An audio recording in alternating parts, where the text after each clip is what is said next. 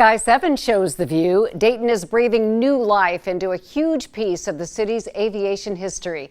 It's getting millions of dollars to restore the Wright Brothers airplane manufacturing facility here on West 3rd Street. News Center 7's Mike Campbell shows us how all this work will help them turn around an area that many say has been neglected for years. The Wright Brothers factory site is right near where Dayton Metro Library just put in a new branch library. This is where the Wright Brothers first produced some of the world's first aircraft. And now the city and National Aviation Heritage Alliance will be working to restore and rehabilitate this site. The view from Sky 7 shows the hangars where history will once again come alive. It's where Orville and Wilbur Wright formed their aircraft manufacturing business after their first flight.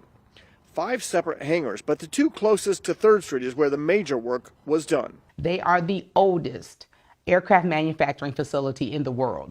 These historic pictures from the early 1900s show the brothers and their employees working on the first mass production facility for the new mode of travel. The city, with its partner, the National Aviation Heritage Alliance, received a large grant to revitalize and restore this area. We're really going to make it a campus-like feel. So we're looking to stabilize the hangars. The historic hangars are hangars 1 and 2. I thought it was the old Delphi. Joanne Money is like a lot of people in West Dayton and across the area, not even aware there's more history in her backyard. She said the city needs to publicize that information. I had no idea that was any of that. It's not good enough, no.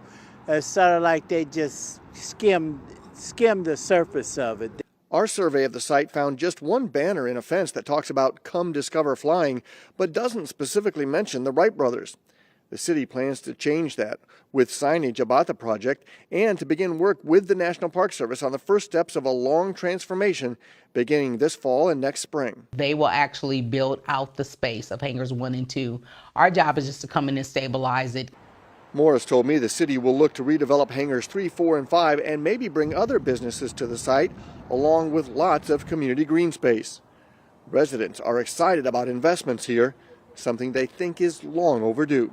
Things need to be revitalized. It would bring about more money and more income for the city if they turned it into a museum. This site is already designated as part of the Aviation Trail National Park, but once it's restored, it will join places like the Wright Brothers Cycle Shop and other attractions over on William Street to give everyone a great idea of Dayton's aviation history. Mike Campbell, News Center 7.